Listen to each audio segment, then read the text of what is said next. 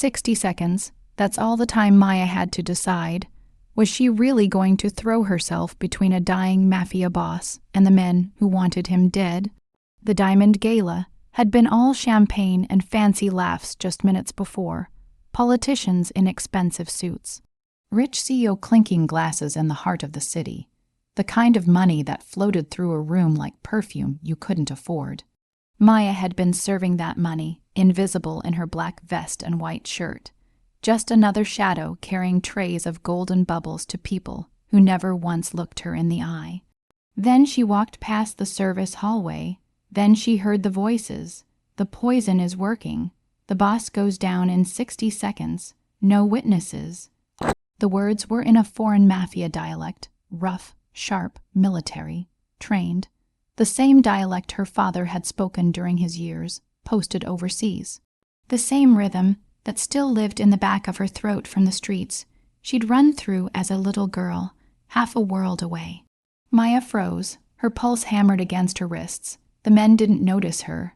Two figures in designer tuxedos, faces hard and cold, checking something small and silver in their palms. Silencers. She should have kept walking. Should have pretended she heard nothing, understood nothing. But her eyes drifted past them through the velvet archway and locked onto the man stumbling into the shadows. Damien Song. She didn't know his name yet, didn't know the streets called him the Ghost, that his empire stretched from one coast to the other, that the tattoo hidden beneath his collar had made grown men weep. All she saw was a man in a $1,000 suit clutching his throat, his breathing shallow, his legs buckling beneath him like a building losing its foundation. The assassins moved. Maya's tray slipped from her hands. The crystal shattered against marble, a sound like breaking stars, loud enough to make heads turn, loud enough to buy her 3 seconds of distraction. She didn't think. Thinking was a luxury she couldn't afford. She ran. Her shoes hit the carpet hard. The little side room was small, draped in red velvet that smelled like cigars and old money. Damien was on his knees, one hand braced against the wall, the other pressed to his chest.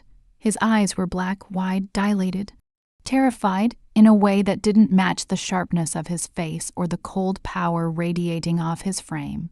He was dying. She dropped beside him, her knees hitting the floor hard enough to bruise. Her hands found his collar, yanking at the perfect knot of his silk tie, ripping it loose. His breathing was too shallow, his pulse too faint beneath her fingertips. The assassin's footsteps were close now. Leather soles on stone, slow and deliberate. Maya didn't have time to explain, didn't have time to warn him. She tangled her fingers in his hair, tilted his face toward hers, and pressed her mouth against his. It wasn't romantic, it wasn't gentle, it was survival.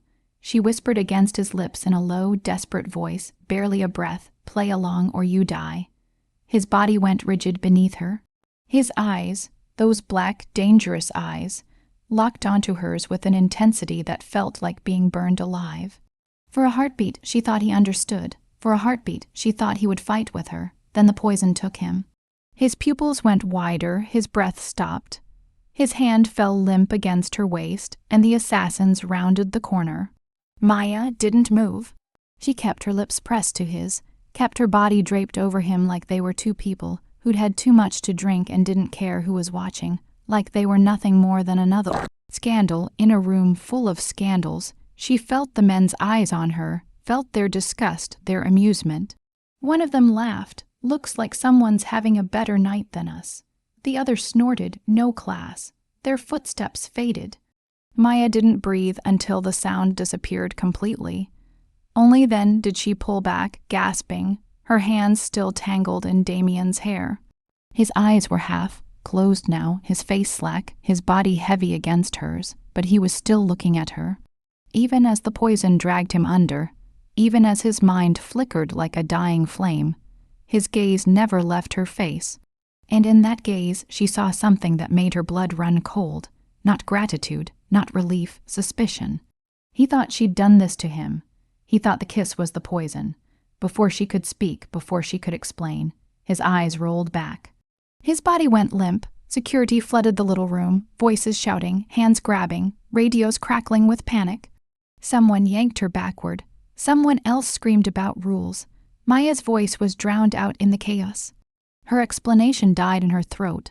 Because the manager was there now, his face red with rage, his finger stabbing toward the exit. Inappropriate conduct, attacking a guest, you're done, get out. She tried to argue, tried to tell them what she'd heard, what she'd seen, what she'd just saved that man from. But no one was listening. They ripped the badge from her vest, shoved her toward the service elevator, threw her out into the rain, soaked alley behind the diamond tower like she was trash. Like she was nothing. Like she hadn't just traded her entire livelihood to keep a stranger's heart beating. The door slammed shut behind her. Maya stood there shaking, her uniform soaked, her knees scraped, her lips still tingling from the kiss that had saved a life. She had no idea the man she'd saved didn't remember her warning. She had no idea that when he woke up, he would only remember the taste of her lip gloss, the scent of her perfume, and the overwhelming certainty that she had been the one to poison him. She had no idea that within hours, an order would go out with her face on it. Find the waitress, alive. She has answers to give. And as Maya trudged through the rain toward the bus stop, her phone buzzing with a termination email, a news alert lit up her cracked screen. Gang war erupts in the city. Crime boss survives assassination attempt. She had kissed a monster to save his life. Now that monster was coming for her. The rain fell like judgment, cold and merciless against Maya's skin as she stood in that alley. Her uniform clung to her body, soaked through. She could still taste him, expensive cologne mixed with terror. The ghost of his breath against her mouth. Her hands wouldn't stop shaking. The service door had slammed with such finality it still echoed in her chest. No notice, no questions. Just the manager's face twisted in disgust as he'd ripped the badge from her vest like she was contaminated. Like saving a man's life was somehow more obscene than letting him die on imported marble. She pressed her back against the brick wall, trying to catch her breath, trying to make sense of what had just happened. The words she'd heard still looped in her mind. The boss goes down in 60 seconds. And the way his eyes had looked at her in those final moments before he went under. Not with gratitude, not with understanding, with accusation. Her phone buzzed. The termination email had already arrived. Effective immediately, misconduct, assault of a guest. A permanent mark on her record that would follow her to every restaurant, every catering company, every desperate job interview in a city that didn't forgive mistakes. Maya pushed off the wall and started walking. The bus stop was 6 blocks away. Her feet ached in the cheap heels she'd polished that morning, when the biggest worry in her life had been making enough in tips to cover her little sister Lily's therapy payment. The news alert lit up her cracked screen again. Crime boss survives assassination attempt at Diamond Tower. Her stomach dropped. The photo showed police tape, ambulances, men in suits being escorted out in handcuffs. And there, partially hidden but unmistakable, was the little room where she'd kissed him. Where she'd saved him, Damien Song, the ghost, the man whose empire stretched across the whole west side, whose name was whispered in certain parts of town with the kind of respect people saved for gods and monsters. She'd had her mouth on his, her hands in his hair, her body pressed against his, while poison tried to stop his heart. Maya's knees buckled. She caught herself on a street lamp, her breath coming in short, panicked bursts. She hadn't just kissed a stranger. She'd kissed a crime lord, and he thought she'd tried to kill him. Across the city, in a safe house that didn't exist on any map, Damien woke up gasping. The room was white. Walls, ceiling, sheets, sterile as a surgery room, medical equipment beeped softly beside the bed. His chest felt like someone had crushed it under a boot. His throat burned, but he was alive. The memory came in pieces, the gala, the numbness spreading through his limbs. The woman, dark skin, dark eyes, lips that tasted like cheap cherry gloss and desperation, the weight of her body on his. A whisper he couldn't quite remember, then nothing, just the fall into black water. Marcus sat in the corner, his face serious. His second in command, his right hand, his brother in everything but blood, the man who'd stood beside him through 5 years of war. "You're awake." Damien's voice came out wrecked. "What happened?" "Poison in your champagne. The doctor said you shouldn't have survived." Marcus stood, moving closer. His eyes were dark, hard to read. "Do you remember anything?" Damien closed his eyes, tried to grab the pieces. A woman, the memory sharpened, her hands on his face, her mouth on his, the paralysis taking hold while she held him down. "She kissed me right before I went under." Marcus's face didn't move. "A kiss, the poison," Damien said, his jaw tightening. "She delivered it through the kiss. I felt it spread from my mouth down my throat. She knew exactly what she was doing. It was a lie his brain had built to make sense of the impossible. The poison had been in his drink, absorbed through his stomach lining minutes before she ever touched him. But the human mind needs a villain, and his had chosen her. "A waitress," Marcus said quietly. "Black American. Security footage shows her in the room with you right before you collapsed. The hotel fired her for misconduct." Damien's hand curled into a fist against the white sheets. His rings were gone. Someone had taken them while he was unconscious. He felt exposed, vulnerable. That feeling lit something dark and dangerous in his chest. "Find her, already in motion." Marcus's voice was smooth, practiced. "Every contact we have in the city is looking. She won't get far. I want her alive." Damien sat up despite his body screaming at him to stop. His muscles raged, but he ignored them. Pain was an old friend. "I want to know who sent her. I want to know who else is involved." His voice dropped to something barely human. "And then I want to watch her bleed for every second I spent dying." Marcus nodded once. "Consider it done." After he left, Damien stared at his own reflection in the dark window. His face was pale, shadows carved deep beneath his eyes. The tattoo on his neck seemed darker somehow. More alive, he touched his lips, still feeling the ghost of her mouth against his. She'd looked terrified. He remembered that now. Her hands had been shaking, but fear didn't mean innocence. Fear just meant she'd known what was coming. He would find her, he would make her talk, and then he would erase her from existence. In a different part of the city, Marcus sat in his car outside the safe house and made a call. The voice on the other end answered. "Status. He thinks the woman poisoned him," Marcus said quietly. "He's put out an order. Every soldier in the organization is looking for her. And the real assassins, dead, handled." Marcus's fingers tightened on the steering wheel. "But we have a problem." I reviewed the security footage. The woman, she reacted when the assassin spoke. She turned her head. She understood what they said. Silence. "Then she's a witness." "Yes." Marcus's jaw tightened, which means she needs to die before Damien finds her, before she tells him what she heard. "Can you reach her first?" Marcus smiled. It didn't reach his eyes. "I already have people moving. She's a waitress, poor, desperate. She'll surface soon enough." He let the sentence hang. "One more casualty in a gang war. No one will ask questions." "Good. He cannot know the poison came from inside. Not yet." Marcus ended the call. He stared at the safe house window where Damien's shadow moved behind white curtains. His oldest friend, the man who'd saved his life a dozen times over, the man he was now actively betraying. Loyalty was a product, and Marcus had been bought a long time ago. Maya made it home just after midnight. The apartment building was a crumbling old thing in a neighborhood where sirens were lullabies and car horns were alarm clocks. She climbed 4 flights because the elevator had been broken since summer. Her legs felt like concrete.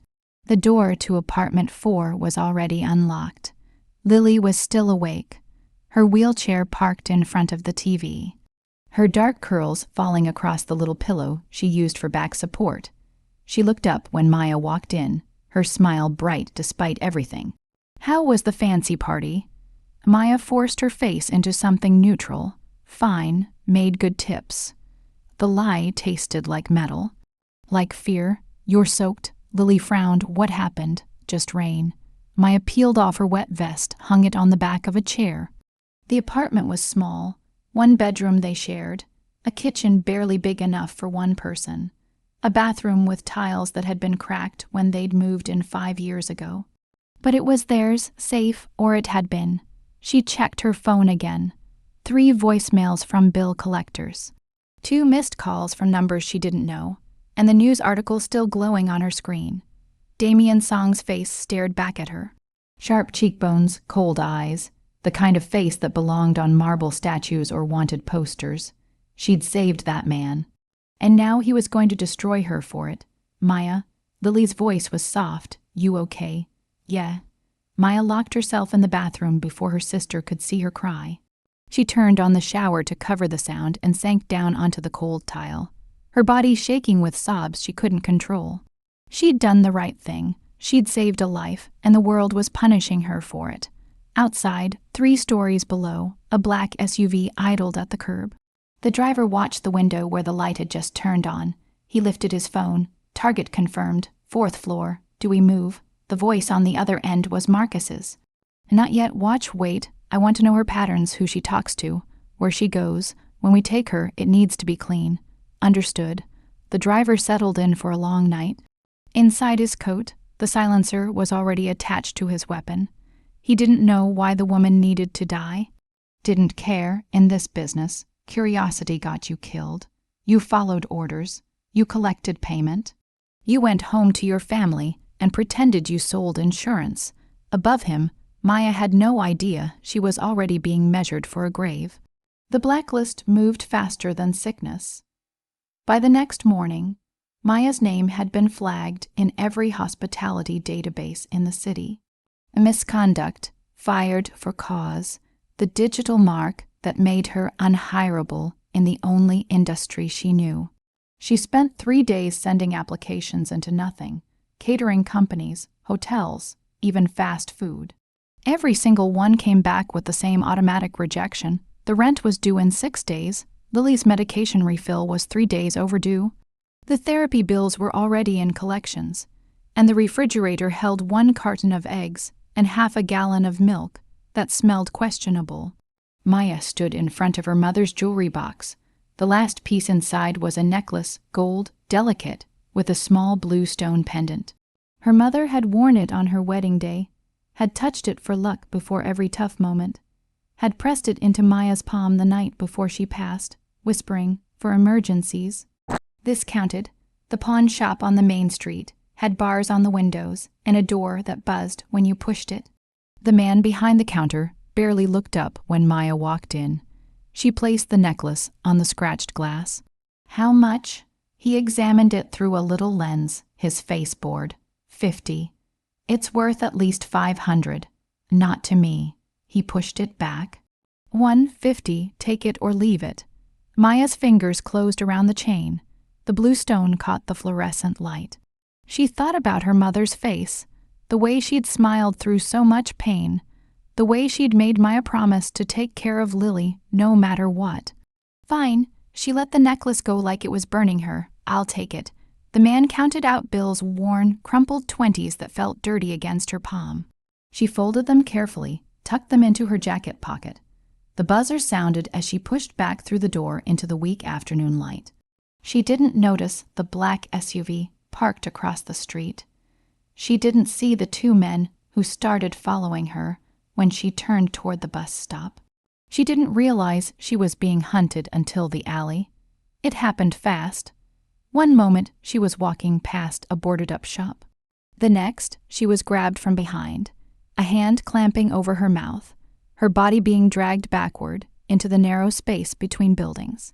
She tried to scream, but the hand tightened, cutting off air. Her feet scraped against concrete as they hauled her deeper into shadow. 2 men, both in suits that didn't belong in this neighborhood. One held her while the other pulled out a gun. Black metal, long silencer already attached. No hurry in his movements.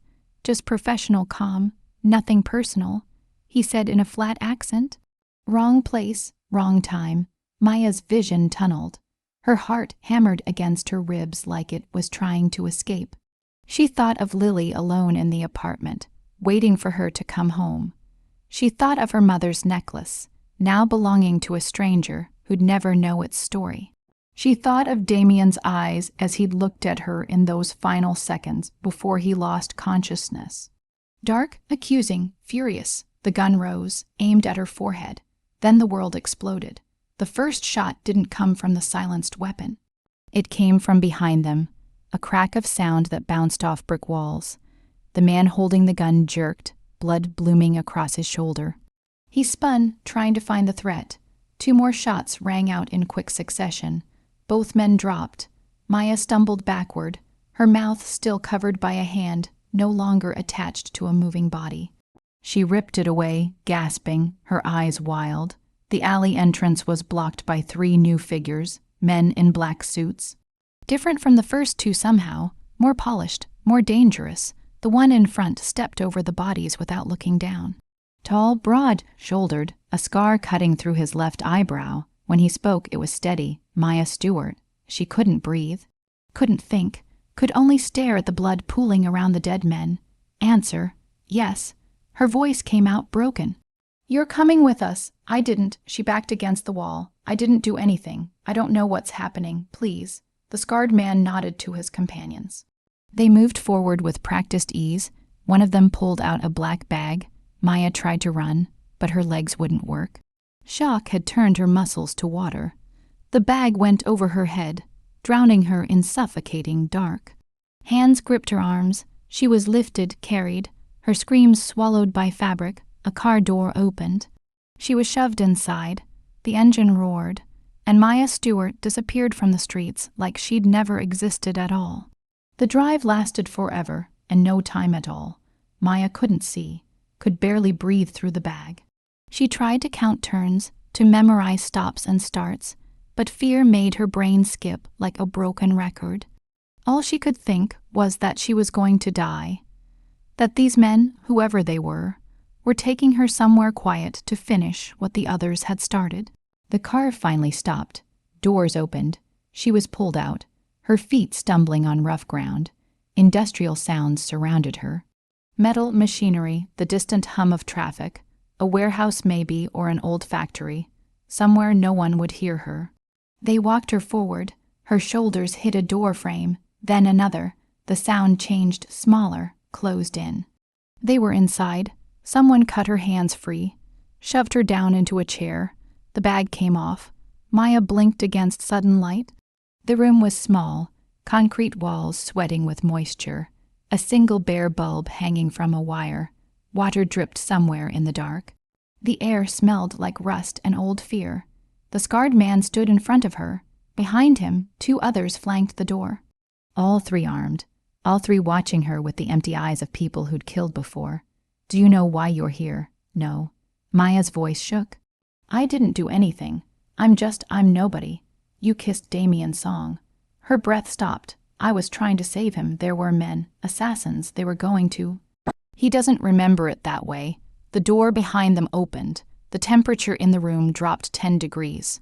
Damien's song entered like a knife being drawn, all sharp edges and dangerous purpose. He looked worse than he had at the gala.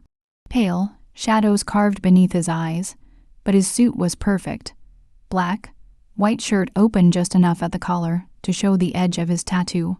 He moved like something that had crawled out of a grave and wasn't quite done dying. His eyes found Maya. Black dawn. And the hatred in them was so clean and focused. It felt like a physical thing hitting her in the chest. "Leave us," he said to the guards. His voice was rough, wrecked. The voice of a man who'd been poisoned and had survived purely on fury. The scarred man hesitated. "Sir, now?" They filed out. The door closed with a sound like a coffin lid. Maya was alone with the ghost, and the ghost looked like he wanted to burn her alive. Damien circled her slowly. Predator studying prey. His footsteps echoed on wet concrete. He didn't speak, just watched her with eyes that had seen too much death to flinch at one more. Maya's hands gripped the arms of the chair. She wanted to run, nowhere to go, wanted to scream. No one would come. So she sat there trembling, waiting for the blow she knew was coming. "Who sent you?" His voice was soft. "Deadly? No one sent me. I told you. You put your mouth on mine." He stopped in front of her, leaned down, braced his hands on the chair arms, caging her in. His face was inches from hers. She could see tiny flecks of gold in his dark eyes, could smell his cologne mixing with something sharper. Antiseptic, maybe, whatever they'd used to patch him back together. "You whispered in my ear. You held me down while the poison worked, and now you want me to believe you're innocent. I am innocent. Desperation cracked her voice wide open. I swear to God, I didn't poison you. I was trying to. He grabbed her jaw, not hard enough to bruise, but firm enough to make her breath catch. His thumb pressed against her lower lip, the same lip that had touched his 3 nights ago. This mouth, he said quietly, almost killed me. Do you understand that I died? For 30 seconds on that floor, my heart stopped, and all I could remember was the taste of you. Maya's eyes burned. Then remember this too. Remember that I warned you. Her voice broke. I said, play along or you die. Something moved across his expression. Confusion, suspicion. He let go of her jaw, straightened. What language? A dialect, an overseas accent. I told you to play along. I was trying to hide you from the assassins. You don't speak foreign dialects. Yes, I do. The words came out sharp, edged with something close to hysteria. My father was stationed overseas for 4 years. I grew up around it. I speak it better than most people expect. Damien stared at her. Processing, his hand moved to his jacket pocket, drew out a gun, not the kind with a silencer, heavier. Older, personal, he checked the chamber. The sound of the slide was enormous in that small room. You're lying. I'm not lying. Maya shot to her feet. The chair clattered backward. I heard them, 2 men in the service hallway. They said the poison was active. They said the boss goes down in 60 seconds. They said no witnesses. Her voice broke wide, and then I saw you and you were. Her voice shattered. You were dying. So I did the only thing I could think of. He aimed the gun at her head. Point blank, his hand was perfectly steady. Prove it. Repeat exactly what they said. Say it now, or I pull this trigger and we both find out if you bleed the same as everyone else. Maya's mind went blank. Then the words came pouring out, the exact phrases she'd overheard, the sharp accent that placed the speakers as professionals, probably military, trained. The calm, casual tone that said they'd done this many times before. Damien lowered the gun. His hand shook. Barely, but enough for her to see it. He took a step back, then another. His shoulders hit the wall. He stayed there, staring at her like she'd risen from the ground in front of him. You saved me. Yes. Tears were streaming down her face. I saved you, and you kidnapped me. You were going to kill me for doing the right thing. He was silent for a long moment. Then he raised the gun again. Maya flinched, but he wasn't pointing it at her. He was checking the safety. His movements mechanical, automatic. When he spoke, his voice was hollow. There's a leak in my organization. Someone close to me tried to have me killed. He looked at her, really looked at her, past the ruined uniform, past the tears, past the waitress, and you're the only person who can identify them. I told you what they said. That's enough. It's not. I need faces, voices. I need you to look through footage with me. I need you to. He stopped. Cursed under his breath. I can't let you leave. Maya's stomach dropped. What? The people who tried to kill me know you were in that room. They saw you. They know you heard them. He holstered the gun beneath his jacket.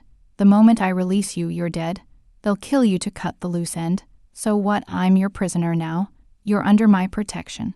He walked to the door and knocked twice. It opened immediately. The scarred man appeared. Take her to the penthouse, north wing. Guards outside her door. The man nodded. Gestured for Maya to follow. She didn't move. You can't do this. Damien turned back. In the harsh light, she could see what the poison had cost him. The way his skin sat too tight over his bones. The tremor in his hands he couldn't quite hide. I just did. You have 2 choices. His smile was terrible. Stay with me and live, or leave and be dead within 24 hours. Choose. Maya thought of Lily alone in the apartment, waiting for her. My sister. We'll be protected. I'll move her somewhere secure. Medical care. Everything she needs. He stepped closer. You saved my life, Maya Stewart. Now I'm going to save yours, whether you want me to or not. The penthouse sat at the top of a building that didn't officially exist. No name on the directory. No listed address. Just a private elevator that needed a special card and a scan to enter. The scarred man, whose name was Jake, she'd learned rode up with her in silence. The doors opened onto luxury that felt almost offensive. Floor-to-ceiling windows overlooking the whole city. White marble floors. Art that belonged in museums. The kind of money that didn't just whisper, it screamed. Jake led her through a main living space full of furniture that looked like it had never been sat in. A kitchen gleaming with untouched appliances. To the north wing, he opened a door. This is yours. The room was bigger than her entire apartment. King-size bed with silk sheets. Attached bathroom with a tub that could fit 3 people. A walk-in closet. Through the window, the whole city spread out like a blanket of lights. Beautiful and completely out of reach. Mr. Song will send for you when he's ready, Jake said. Don't try to leave. The guards have orders to keep you safe. His face didn't move. There's a difference. He left, the lock clicked from outside. She was alone. Maya sank onto the edge of the bed. The silk was cool against her skin. Everything in this room cost more than she'd made in a whole year. And it was a prison. She thought about Lily. Wondered if Damien was telling the truth about protecting her. Wondered if her sister was scared, if she understood why Maya hadn't come home. The phone in her pocket was dead. Battery gone hours ago. Even if it worked, who would she call? The police. And tell them what exactly? That a crime lord had kidnapped her but was also keeping her alive. Hours passed, the sun set. The city became a sea of lights. Someone brought food on a covered tray. Expensive dishes she didn't recognize. Wine that probably cost more than her rent. She didn't touch it, couldn't. Her stomach was tied in a knot of fear and confusion. Around midnight, the lock clicked again. Damien walked in carrying a small medical kit. He looked worse than before. His shirt was unbuttoned, showing bandages wrapped around his torso. His hair was damp, like he'd just come out of a shower. Without the armor of his expensive jacket, he looked almost human. Almost breakable. You're not eating. He set the kit on the dresser. I'm not hungry. You need to eat. I need to leave. She stood. I need to see my sister. I need to know she's okay. She's fine. I had her moved to a private facility 2 hours ago. Medical staff on site. Security around the clock. He opened the kit, pulled out some wipes. She's safer there than she's ever been. Maya wanted to scream at him. Wanted to make him understand that safety without choice wasn't safety. It was a different kind of cage. But the exhaustion was crushing her. 3 days of fear had hollowed her out completely. Why are you here? She asked instead. I need you to look at something. He pulled out his phone, tapped the screen. Security footage filled the display. The gala. I've been going through every angle. I need you to identify the men you heard. He sat on the edge of the bed. Patted the space beside him, an invitation that was really an order. Maya hesitated, then sat, keeping careful distance between them. The phone was heavy in her hands. The footage showed the service hallway. 2 men in tuxedos, their backs to the camera. She watched their body language, the way they moved, the way one of them turned slightly, his profile catching the light. Her breath stopped. That's him, the one on the right. She paused the video. He's the one who said the boss goes down. Damien leaned closer to see the screen. His shoulder brushed hers. She felt the heat of him even through their clothes. Felt the way his body went rigid when he recognized the face. That's one of Marcus's men. Who's Marcus? My lieutenant. His voice had gone completely flat. My second in command. He paused. My brother. The betrayal was written in every line of his body. Maya watched him take it in. Watched the understanding land that the person he trusted most in the world had tried to have him killed. For a moment, he looked completely lost. Young, human. I'm sorry, she said softly. He let out a short laugh. It was a terrible sound. You're apologizing to me. After everything I put you through, after thinking you tried to kill me, I understand why you... No. He took the phone from her hands and set it down. You don't understand. I hunted you. I was going to have you brought in, make you talk. He stopped. Closed his eyes. I almost killed you in that warehouse. Put the gun to your head, almost pulled the trigger. But you didn't, because you heard me. He opened his eyes and looked at her. Really looked, not as a target, not as a witness, as a person. My mother spoke that way. She died when I was 14. I haven't heard it from someone outside that world since then." His hand lifted, moved toward her face, then dropped, like he'd remembered he didn't have the right. "You sounded like her. In that moment, you sounded like home." The softness in his voice cracked something in Maya's chest. This man, this dangerous, powerful, terrifying man, was grieving. For his mother, for his murdered trust, for the life he'd had before poison and betrayal. "I need your help," he said quietly, "to find the others, to figure out everyone involved before they try again." He paused. "And I know I have no right to ask. I know you should hate me, but I don't hate you." The words surprised even her as she said them. "I should, but I don't." His eyes held hers, dark and deep and full of something she couldn't name. "Why? Because I've been where you are, after my mother died, after my father." She swallowed hard. "I know what it's like to have everything taken, to not know who to trust. You made a mistake, a huge, awful mistake, but you're trying to fix it." Damien reached out slowly. His fingers brushed her cheek, gentle despite the calluses on his hands, despite everything those hands had done. "I don't deserve your forgiveness. Probably not." Maya's breath caught, "But you have it anyway." They sat there in the dim light, the city glowing behind them. Two people broken by different things, but somehow fitting together at the jagged edges. When he finally stood and moved toward the door, she felt the warmth he left behind like a cold breeze had filled the space. "Get some sleep," he said. "Tomorrow we start hunting." After he left, Maya lay back on the silk sheets and stared at the ceiling. She should be planning escape, looking for exits, finding any way out of this beautiful cage. But instead she found herself thinking about the way his voice had gone quiet when he talked about his mother. The way his hand had trembled when he'd almost touched her face. The way he'd looked at her like she was something precious instead of something to use. She was in danger, but not the kind she'd expected. Because somewhere between the warehouse and this moment, between the gun at her head and the vulnerability in his eyes, something had shifted. The debt between them wasn't simple anymore. It was tangled, complicated, weighted with something that felt dangerously like connection. And Maya, who'd survived poverty and loss and 1,000 small hurts, wasn't sure she'd survive this. Outside her door, Damien stood with his hand pressed flat against the wood. He could hear her breathing on the other side, could picture her lying on the bed, her guard finally down. He wanted to go back in. Wanted to finish what his hand had started, trace the curve of her cheek, learn the texture of her hair, find out if she tasted the same now as she had in that little room when terror had been only flavoring, but he didn't, because she was right. He didn't deserve her forgiveness, didn't deserve the way she'd looked at him with understanding instead of fear.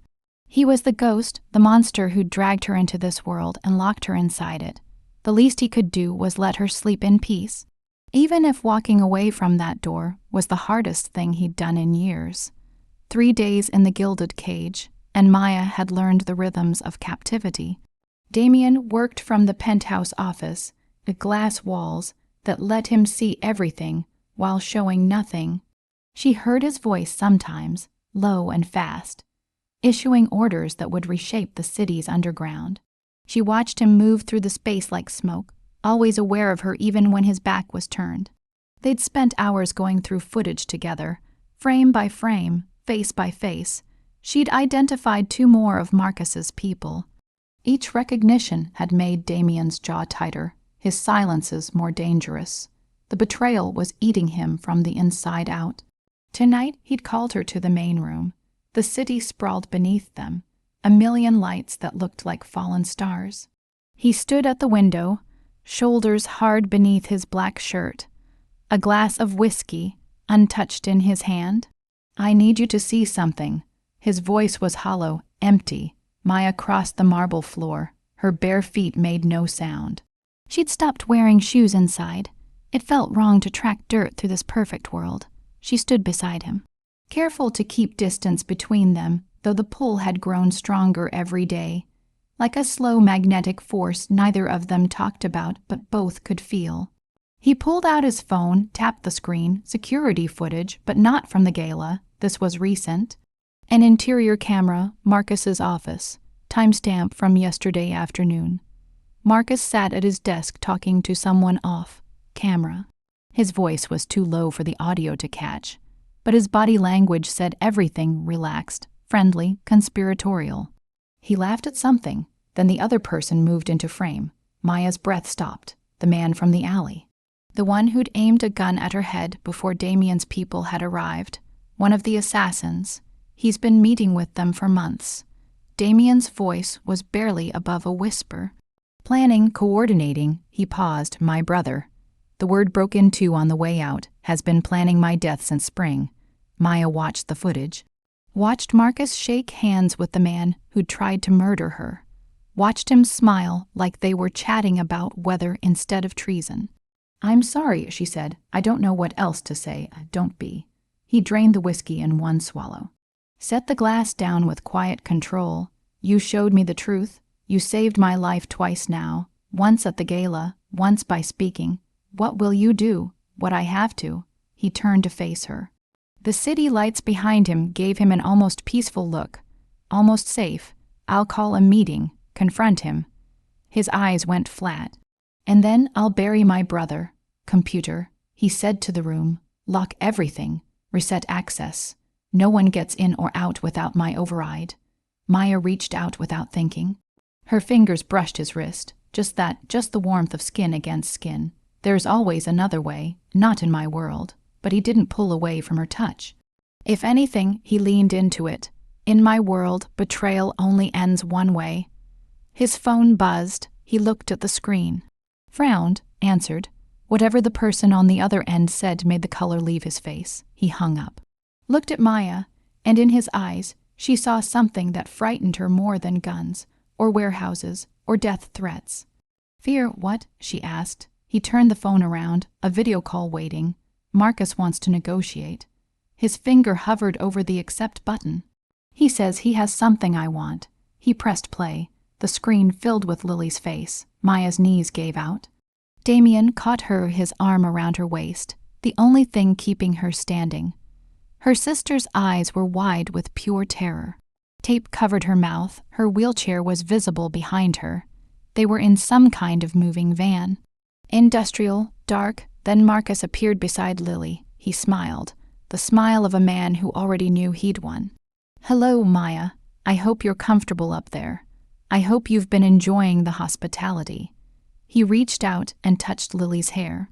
She flinched hard. Your sister is very brave, hasn't cried once. He pulled out a knife and let the blade catch the light. But I wonder how long that lasts. Damien's arm tightened around Maya. She was shaking so hard her teeth chattered. My offer is simple, Marcus continued. Open the penthouse security gates at midnight, all of them. Let me in and I'll let her go. He pressed the blade near Lily's throat. Not hard enough to cut, just enough to make the point absolutely clear. Keep them closed and I'll send her back to you in pieces. The video ended. Silence fell over the room like a physical weight. Maya couldn't breathe, couldn't think, could only see her sister's face. The knife, the promise of violence in Marcus's eyes. He's bluffing. Damien's voice was too calm. She's his only leverage. He won't hurt her. You don't know that. Maya twisted out of his arms. You don't know what he'll do. He tried to kill you. He's killed others. I won't let him touch her. How? She was shouting now. How can you stop him? He has her. He has Lily and she's innocent and she doesn't deserve this and Her voice collapsed. I can't lose her. She's all I have left. Damien closed the space between them. His hands cupped her face. Tilted her up to look at him. His thumbs brushed away tears she hadn't realized were falling. Listen to me. I will get her back. I swear on my mother's grave I will bring your sister home safe.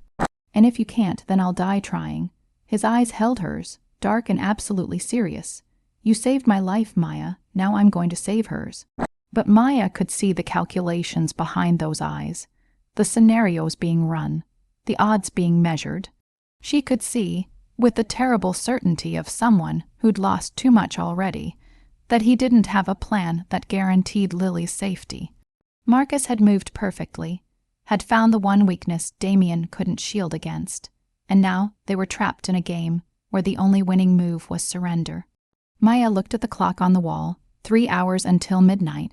3 hours to decide whether she was willing to trade Damien's life for her sister's. 3 hours to figure out which loss would destroy her more completely. I need to be alone. She pulled away from his hands. From his warmth, from the false safety of his promises. Please, Damien let her go, watched her walk back to her room. Watched the door close, then he pulled out his phone. Jake, gather everyone, we're going to war. Inside her room, Maya pressed her back against the door and slid down to the floor. Her mind was racing. The security panel was in the main room. She'd watched Damien use it a dozen times. Scan plus a 12-digit code.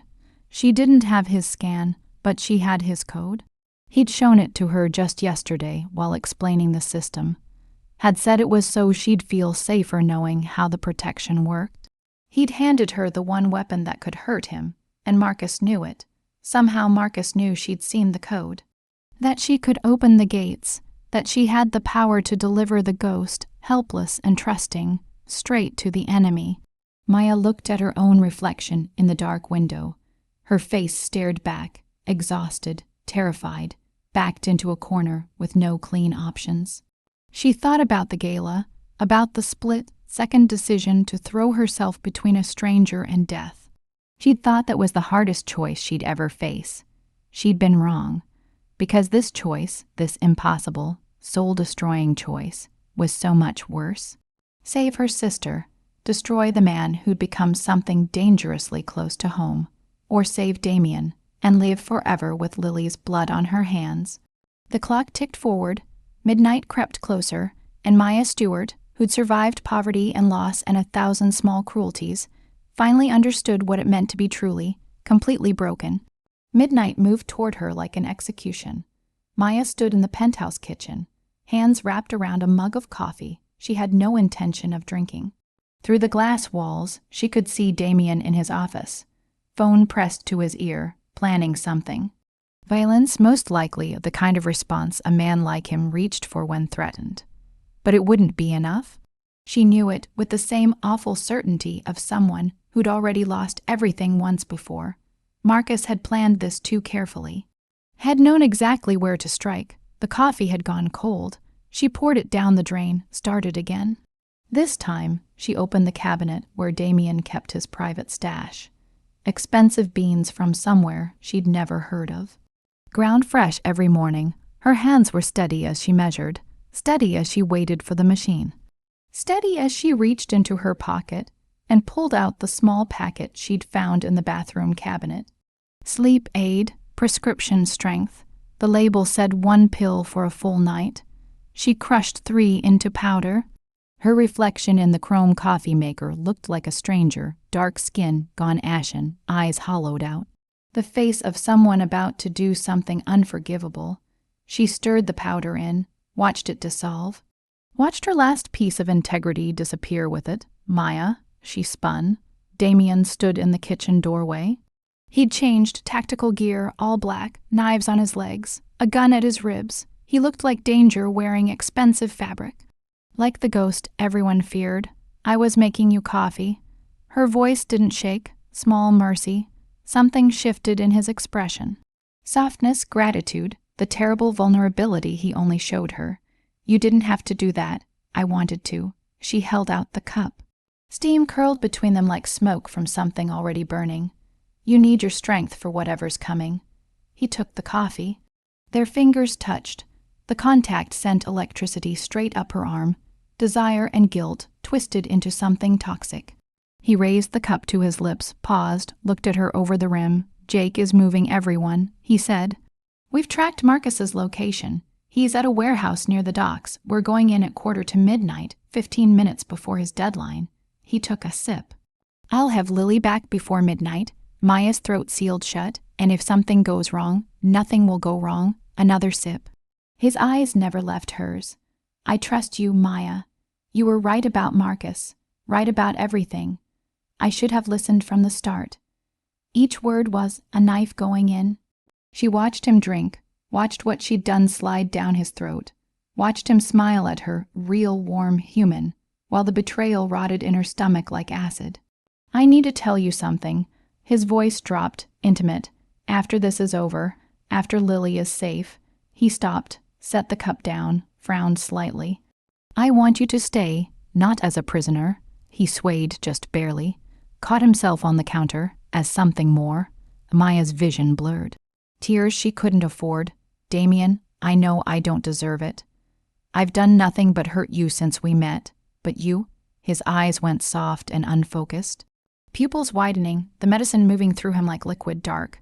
You make me feel human again, like I'm more than just the ghost, more than just. His knees buckled. She caught him, barely. His weight dragged them both down to the marble floor. His head fell against her shoulder. His breathing was slow, too slow but steady, still alive. I'm sorry. She whispered it against his hair. The language of his childhood, his mother's voice. I'm so sorry, but she's my sister. She's all I have. I can't. Her voice shattered completely. I can't lose her. Damien's eyes fluttered open. For a moment he looked at her, really looked, and she saw the exact second he understood what she'd done. The betrayal, the poison, history repeating itself in the cruelest possible way. What did you do? His voice was already thick, slipping away. What I had to. He tried to grab her wrist, missed, his hand fell. Don't, please, it's a trap, he'll kill you both, But the medicine pulled him under before he could finish. His eyes closed, his breathing evened, and Damien's song, the ghost, the most dangerous man in the city, went still in her arms. Maya laid him down gently, straightened his limbs, pressed 2 fingers to his neck. Strong, steady. He'd wake up in a few hours with a headache, and the knowledge that she'd betrayed him exactly the way he'd feared from the very beginning. She stood, walked to the security panel in the main room. The clock read 11:38. 22 minutes until Marcus's deadline. The scan wouldn't work. She didn't have Damien's eyes, but she had his code, had memorized every digit while he'd explained the system, never once imagining she'd use it like this. Her fingers moved across the keypad, 12 digits, each one a nail in her own coffin. The system beeped. Green lights rippled across the panel, all security protocols disengaging, gates opening, motion sensors going dark. The fortress becoming a tomb. Maya pulled out her phone, sent the text to the number Marcus had given her. It's done. He's down. Gates are open. Let her go. The reply came immediately. Smart girl. Doc 7. Alone. You have 15 minutes. She looked back at Damien's unconscious form on the kitchen floor, wanted to go to him, to explain, to beg for forgiveness she didn't deserve. But there was no time, no words that could fix this, so she did what survival had always taught her to do.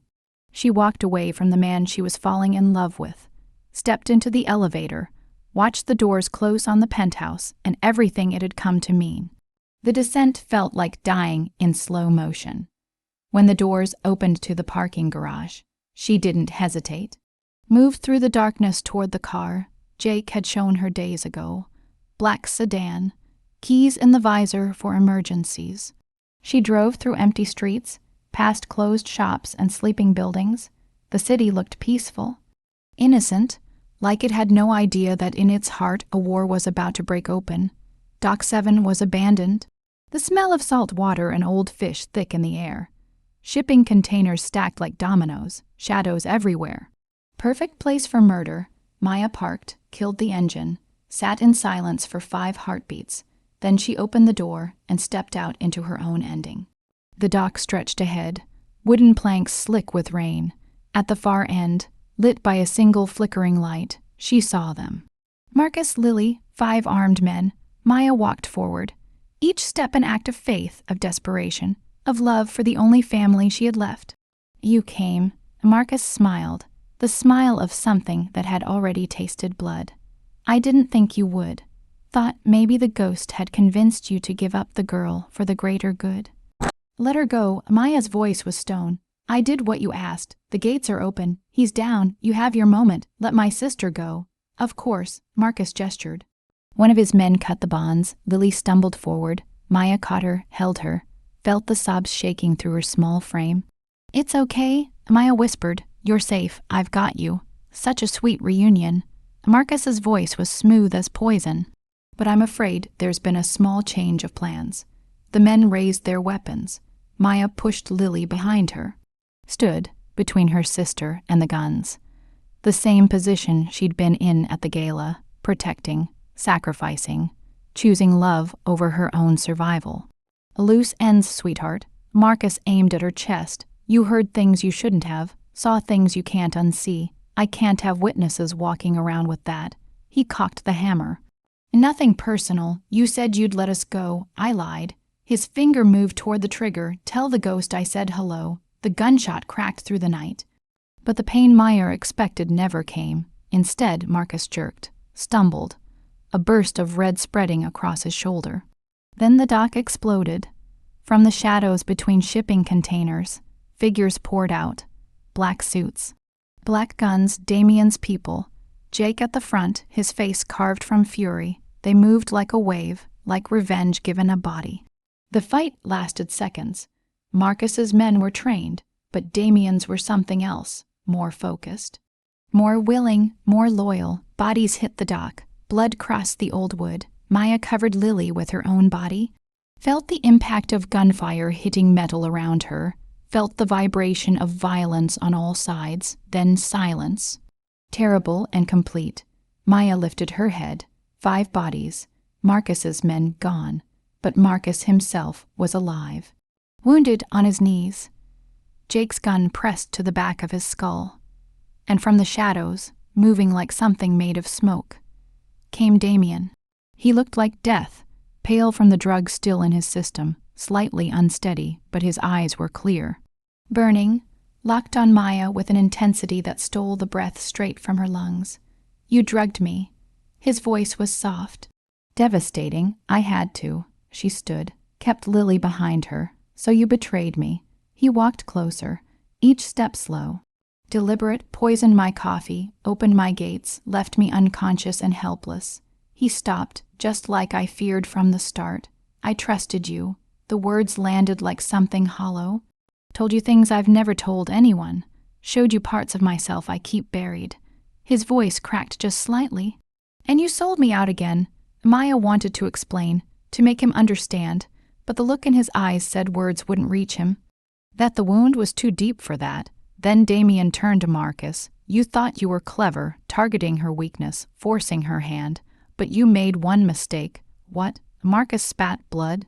You underestimated what I'm willing to do for the people who saved my life. Damien crouched down to his former brother's eye level. She drugged me with a sedative I'd already replaced with a fake 3 days ago. I saw the conflict in her eyes, knew she'd try to save her sister, so I prepared. Maya's breath stopped completely. I wasn't unconscious. I followed her here, called in my people, set up the ambush. He stood, pulled a blade from his boot. The moonlight caught it. And now I'm going to do what I should have done months ago. Please. Marcus's voice cracked. We were brothers, you said we were family. Family doesn't poison family. Damien's hand didn't shake. She saved me. You came after her. There are no second chances in my world. The blade moved, swift. Final, Marcus fell, and the ghost stood over his former brother without a word, without mercy. Then he turned to Maya. She saw her ending in his eyes, the rage, the betrayal, the hurt she'd put there. He walked toward her, stepped over the bodies, over all the evidence of violence he'd orchestrated to save her, despite everything. He stopped inches away. You chose her over me. His voice was barely a sound. I had to. I know. His hand lifted. She flinched, but he only touched her face, gentle, heartbreaking, and that's why you're still alive. Then he collapsed. The adrenaline finally draining away. His body finally paying the price for days of fighting the poison, the sleeplessness, the raw fury that had kept him going long past what any person should survive. Maya caught him, held him, screamed for Jake. And as medics swarmed the dock, as sirens wailed in the distance, as Lily sobbed safe in someone else's arms, Maya held the ghost and wondered if she just saved him or destroyed them both. The hospital room was too white, too clean, sanitized violence dressed up as healing. Maya sat in the chair beside Damien's bed, watching his chest rise and fall with steady rhythm. They'd run tests, given him fluids, stabilized his heart after everything it had taken. The doctor said he'd be fine, that he'd wake up in a few hours, that the combination of drugs and adrenaline had shocked his system but left no lasting damage. They didn't mention the damage she'd done, the trust she'd broken, the betrayal that would live between them now like a scar that never fully closed. Lily was in the next room, private wing, security outside, fed, cleaned up, given the medical care she'd needed for so long. Safe, in a way, she'd never quite been before. She'd asked for Maya repeatedly, but the nurses had been told to keep them separated until Damien woke up. Until he decided what to do with the woman who'd betrayed him, Jake stood by the door, silent, watching. His expression was hard to read, but Maya could feel the judgment coming off him. She'd gone against his boss. In his world that had exactly one consequence, he knew, Maya said, her voice was rough. She'd been crying for what felt like hours and couldn't seem to stop. He said he replaced the medication, that he knew I'd try to save her. He knows people, Jake said. Short, direct, he understood what you'd sacrifice, what you'd destroy to protect family. Then why didn't he stop me? Why didn't he just tell me he'd already planned? Because he needed to know. Jake moved closer, needed to see if you'd choose him or her, if what was between you was stronger than blood. And I failed. Maya looked at Damien's pale face. The way his hair fell across his forehead, the quiet openness that unconsciousness allowed. I chose her. You chose love. Jake's voice shifted softer than she expected.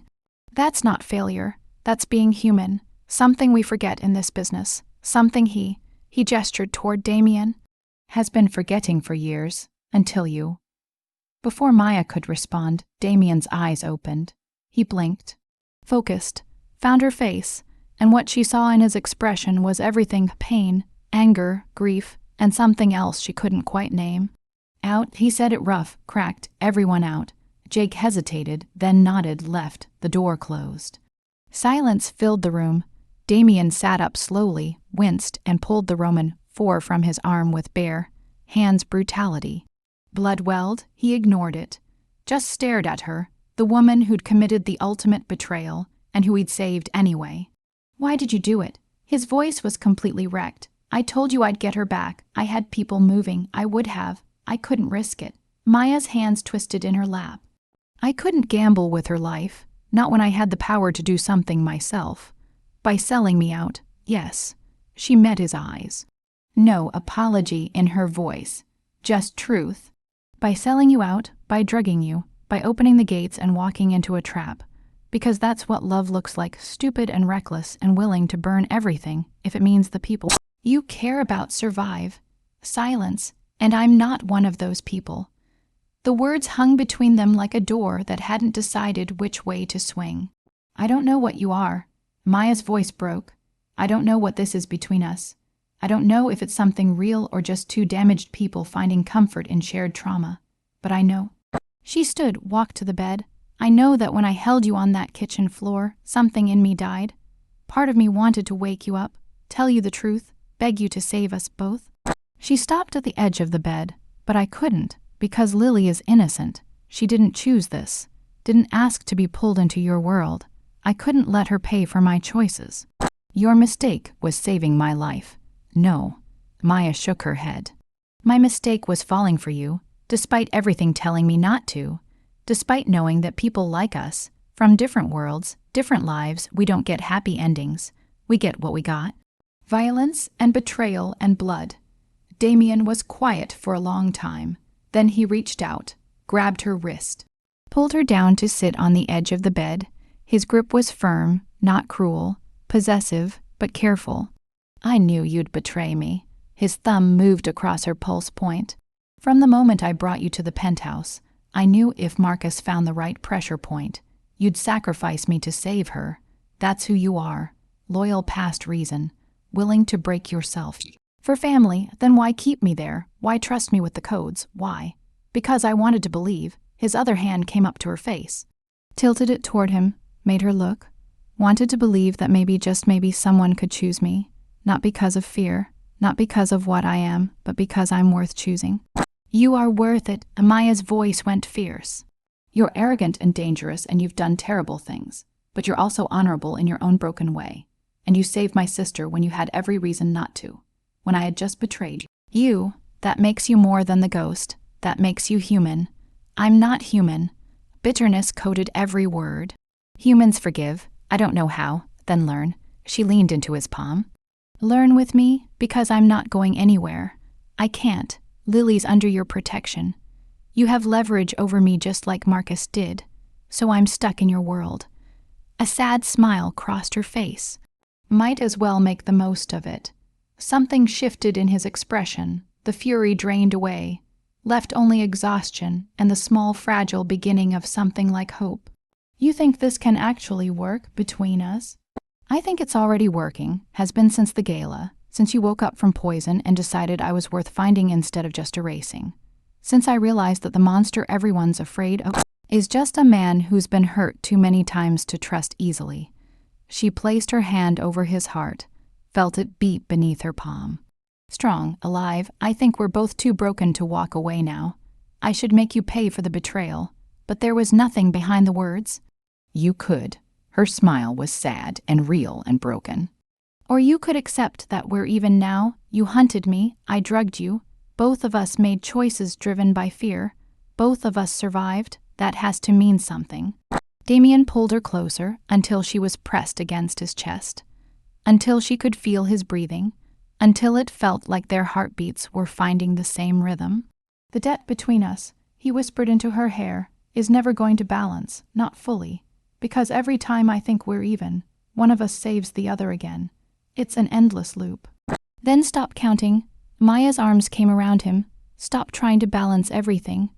Just accept that we're bound together now, for better or worse, in blood and betrayal and whatever comes next. He was quiet for a long time. Then he tilted her face up, looked at her with eyes that were finally clear. I want you to stay permanently, not as a prisoner, as, he fought with the word, as mine. I don't belong to anyone. You belong to me. His voice went low and certain. And I belong to you, whether either of us like it or not. Then he kissed her, not like the gala, frantic, desperate, purely for survival. This was slow, deliberate. A promise made with lips and hands, and the weight of everything they'd put each other through. She kissed him back, poured everything into it, the fear, the relief, the impossible love that had taken root in the spaces between all the violence. When they finally pulled apart, both of them were breathing hard. One condition, Maya said, name it. Lily stays protected, forever, no matter what happens between us, no matter if this falls apart someday. She's untouchable, done. No hesitation. She's family now, and I protect family. He smiled, sharp, dangerous, and somehow completely beautiful. Even when family betrays you, especially then. 2 weeks later, Maya woke up in silk sheets that no longer felt strange. The penthouse had become home in that quiet way, that places do when you've been through enough inside them. Familiar through repetition rather than comfort. Sunlight poured through the floor, to ceiling windows. The city spread out below like a kingdom someone had accidentally left unlocked. Lily's laughter came from the next room. She'd moved into the guest suite, accessible bathroom, proper medical setup, physical therapists coming every day. The change in her had been something close to miraculous color in her cheeks, light behind her eyes. Hope. Maya pulled on one of Damien's shirts, black silk, smelling like his cologne, and padded into the main room. Lily was at the breakfast table, deep in an argument with Damien about some video game. He was explaining the strategy in careful terms while she fired back in fast English. The language gap didn't matter. They'd found their own rhythm. You're ganging up on me. Maya leaned against the door frame. That's not fair. Damien looked up. His eyes moved over her bare legs, his shirt hanging off one shoulder, sleep still soft on her face. The heat in his gaze was immediate, possessive. He banked it, not in front of Lily. Your sister is a natural tactician, he said. Reminds me of someone stubborn and completely reckless. Lily grinned. Exactly. Maya poured coffee. Real coffee now. She'd learned his whole ritual. had made peace with the domesticity of this strange life. "I have a meeting this afternoon." Damien stood, straightened his tie, back in his armor of expensive fabric. "Rebuilding everything Marcus had compromised. Need my help, always." He crossed to her, kissed her forehead, casual and easy and still somehow stunning every time. "New documents coming in. I need you to translate. So I'm your translator now, among other things." His hand rested on her hip. "A promise of later, my partner, my conscience, his queen." Lily interrupted from across the room. "Just say it already. You two are so obvious." Damien laughed. It was rare, it was everything. Smart girl. After he left for his meeting. After Lily headed off for her therapy session, Maya stood alone on the balcony. The city stretched endlessly below her. Somewhere down there was the Diamond Tower, the alley where she'd almost died, the pawn shop where she'd sold her mother's necklace. All of it felt like someone else's life now, a story that had happened to a different version of her. Her phone buzzed, a message from Damien. "The penthouse is yours now, officially, deed transferred, key on the dresser." She walked back to the bedroom, found the small velvet box, opened it. Inside was a key platinum, engraved with a dragon wrapped around a rose. Beautiful, excessive, completely him, beneath it, a note in his careful handwriting. "The debt is paid, but I am not finished, D." Maya smiled, pocketed the key, went to the closet and pulled out the dress he'd bought her last week. Deep green, the color of ambition and envy and fresh starts. She slipped it on, studied herself in the mirror. The waitress was gone. In her place stood someone harder, sharper, a woman who'd survived assassination attempts and her own worst choices coming back to haunt her. A woman who'd learned that love in the dark looked different, messier, more complicated. But it was still love. When Damien came home that evening, he found her on the balcony, the dress on, the key hanging on a chain around her neck. Her hair loose in the wind, she looked like a painting, like a queen standing at the edge of something enormous. He came up behind her, arms wrapping around her waist, chin resting on her shoulder. "You're wearing it. It's beautiful. It's yours. Everything is yours. Lo." Intimate, the penthouse, the protection, my organization if you want it. "I don't want your empire." She turned in his arms. "I just want you. Complicated, dangerous, impossible you. Then you have me." He kissed her, slow and deep and full of the kind of promise that doesn't come with an expiration date, even when forever is uncertain. "What if I get tired of you?" "You won't." His smile was pure arrogance. "I'm too interesting." "What if you get tired of me?" His expression went completely serious. "Impossible. You're the only person who has ever really seen me, and stayed anyway. That's not something I let go of." They stood there as the sun dropped, as the city shifted from gold to neon, as the night took the sky and turned everything into shadow and light. Below them, the whole sprawling mess of the city hummed with life, criminals and good people, hunters and the hunted, a million stories running at once. But up here in the penthouse above it all, Meyer and Damien had written their own. One that started with poison and survival, and a kiss that saved a life. One that continued with betrayal and forgiveness, and the slow burn of two people learning that love in the dark looks different than love in the light. One that would bring more blood, more impossible choices, more moments where everything hung by a thread. But for now, in this moment, they had peace. They had each other. They had the fragile, stubborn hope that maybe the ghost and his queen could build something real. "I love you." Maya said it simply. No drama, just truth. Damien went completely still. Then his hands came up to her face. He looked at her, the way you look at something you thought you'd never have. "Say it again." "I love you, even though you're a crime lord, even though you kidnapped me, even though this is completely, utterly insane. I love you too." The words came out rough. Knew like he'd never said them out loud before. "Even though you poisoned me, even though you betrayed me, even though you drive me absolutely out of my mind. We're a mess, we're perfect." He kissed her again, harder this time, desperate, like he was trying to make sure she felt it all the way down. "And you're never leaving, never, never." His smile was dark and warm, and everything she'd learned to want. "You're mine now. The waitress is gone. The queen has arrived."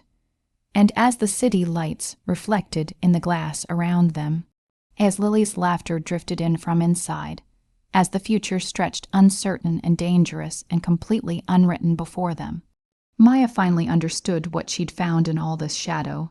Not safety, not redemption, something better. Home,